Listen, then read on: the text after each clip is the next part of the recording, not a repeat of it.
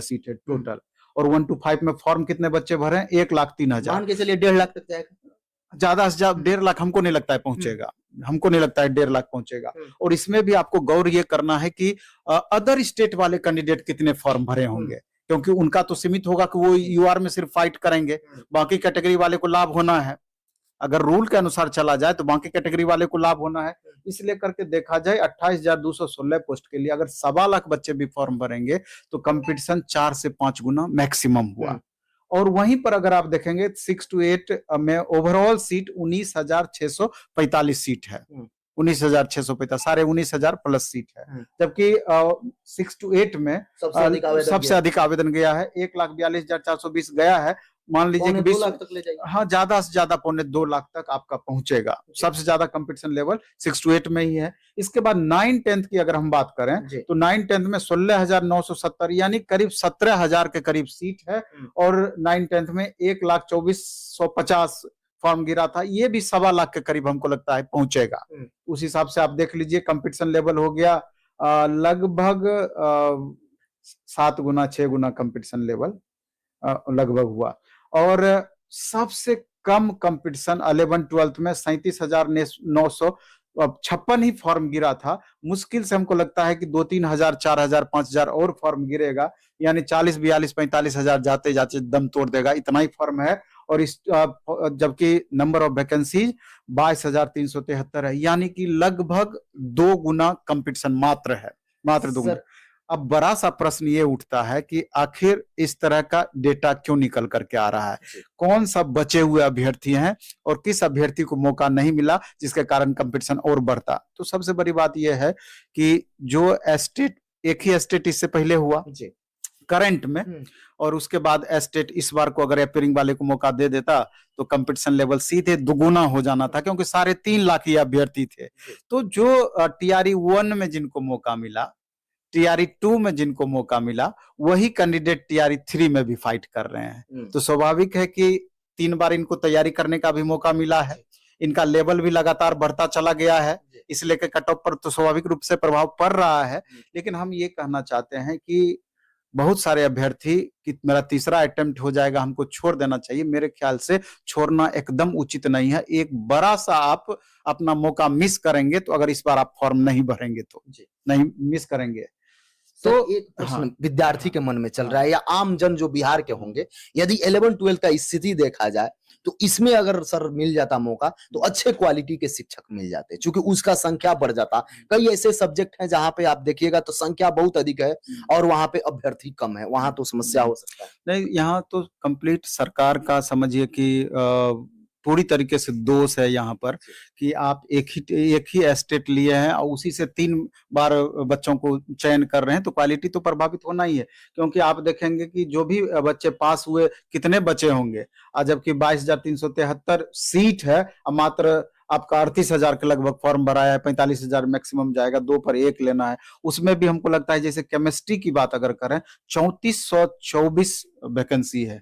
अब इसमें competition level बहुत कम रहना है, मेरा जो अनुमान है। इस बार कंप्यूटर में क्वालिफाई करेंगे, जो बच्चे क्वालिफाई करेंगे उनका सिलेक्शन हो जाएगा। फिजिक्स का भी कंपटीशन हल्का होगा, हिस्ट्री का भी देखिए 1631 वैकेंसी है, पॉलिटी में 1209 वैकेंसी है, कंप्यूटर साइंस में 900 वैकेंसी है। इसके अलावा बॉटनी में देखिए 1375 वैकेंसी है, जूलॉजी में 804 वैकेंसी है, इंग्लिश देखिए 1599 वैकेंसी है। तो कुल मिलाकर हिंदी में लगभग 1100 वैकेंसी है। कुल मिलाकर के 11-12 वाले स्टूडेंट निश्चित रूप से राहत महसूस कर रहे होंगे। उनके लिए एक गोल्डन अपॉर्चुनिटी हो गई है एस्टेट नहीं होने के बाद। एस्टेट नहीं होने के बाद तो तमाम छात्र, ठीक है, गवर्नमेंट के निर्णय के कारण ये उतार चढ़ाव हुआ है, लेकिन तमाम छात्रों को हम कहना चाहते हैं कि ये इस गोल्डन अपॉर्चुनिटी का आपको लाभ निश्चित रूप से उठाना चाहिए। और सबसे बड़ी बात ये है कि सरकार से मेरी गुजारिश है कि ये जो आप डेटा का खेल कर रहे हैं, डेटा का ही खेल हुआ, आप पहले से क्लियर कर दिए हैं कि सप्लीमेंट्री रिजल्ट हम नहीं देंगे। क्यों नहीं आप दीजिएगा? आप देखिए कि जो इन्होंने प्रोसेस बनाया है हॉरिजेंटल रिजर्वेशन का, महिलाओं का 35% का, तो यहाँ रिजर्वेशन में भी लोचा है। रिजर्वेशन में क्या लोचा है? लोचा ये है कि 35% जो इनका रिजर्वेशन है, अगर ये कैंडिडेट महिला कैंडिडेट का अगर कोई रिजर्व कैटेगरी की महिला कैंडिडेट है, मान लीजिए कि बीसी की महिला कैंडिडेट है, उसको अच्छा मार्क्स आएगा तो वो यूआर में भी जाएगी, बीसी मेल में भी फाइट करेगी, बीसी फीमेल तो अपना सुरक्षित है ही। लेकिन हो क्या रहा है, अगर पिछली बार का अगर आप डेटा देखेंगे तो हमको ऐसा प्रतीत होता है, स्टूडेंट आरटीआई लगा करके देख लें, कि जो बीसी महिला ऊपर गई और ऊपर जाने के कारण जो सीट वैकेंट हुआ, मान लीजिए 500 सीट था, अगर 200 कैंडिडेट यूआर में चली गई और दूसरा अपने कैटेगरी मेल में चली गई, तो जो 200 सीट बचा है तो निश्चित रूप से उसी कैटेगरी के दूसरी महिलाओं से वो 200 सीट भरा जाना चाहिए था, लेकिन ऐसा कर नहीं रहे हैं। यही कारण है कि सीट बचा हुआ रह जा रहा है, इसी कारण से कट ऑफ इतना हाई जा रहा है और स्टूडेंट क्वालिफाई भी कर रहे हैं, तब सीट कैसे बच जाएगा आप बताइए सर। कई जगह जनरल में भी यही कारण है कि यूआर और जो महिलाओं का कट ऑफ दोनों का बराबर जा रहा है, कई सारे ही हैं, जबकि निश्चित रूप से उनको जिस तरीके से बताया गया नोटिफिकेशन में कि जनरल में ही वो लोग फाइट करेंगे, तो यहाँ पर भी थोड़ा सा समस्या है। यहाँ पर भी आयोग को क्लियर करना चाहिए ये बात कि हमने जो नोटिफिकेशन में दे रखा है उसको हम फॉलो कर रहे हैं कि नहीं कर रहे हैं। तो छोटी छोटी अब 1 कैंडिडेट 1 सीट की बातें हैं, आखिर सीट कैसे नहीं बचेगी?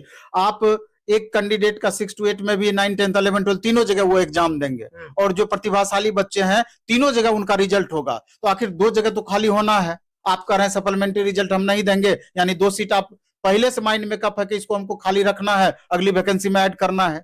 ये तो कहीं ना कहीं इन बच्चों के साथ तो अन्याय हो रहा है। सर जिला जो बच्चे चूज कर लिए हैं, क्योंकि अभी आवेदन से पहले आवेदन कर रहे थे, रिक्ति बाद में दिया गया, रिक्ति इस बार थोड़ा सा विलंब करके दिया गया, अंतिम समय में दिया गया। उनके अंदर ये कंफ्यूजन है कि क्या हम 3 जिला सेलेक्ट किए हैं, हमारे आरक्षण कोटि का उसमें सीट न के बराबर है, या कहीं कहीं नहीं भी है, या कहीं कहीं 2-10 है, महिला थोड़ा सा ज्यादा कंफ्यूज, क्या हो सकता है? नहीं, इसमें कोई भी महिला हो या पुरुष हो, जो भी अभ्यर्थी हैं, किन्हीं को चिंता करने वाली बात नहीं है, क्योंकि हमको मालूम है कि बहुत सारे अभ्यर्थी पहले ही फॉर्म भर दिए थे और इन्होंने जिला का आवंटन, कितनी वैकेंसियां किस डिस्ट्रिक्ट में, ये बाद में निकाली है।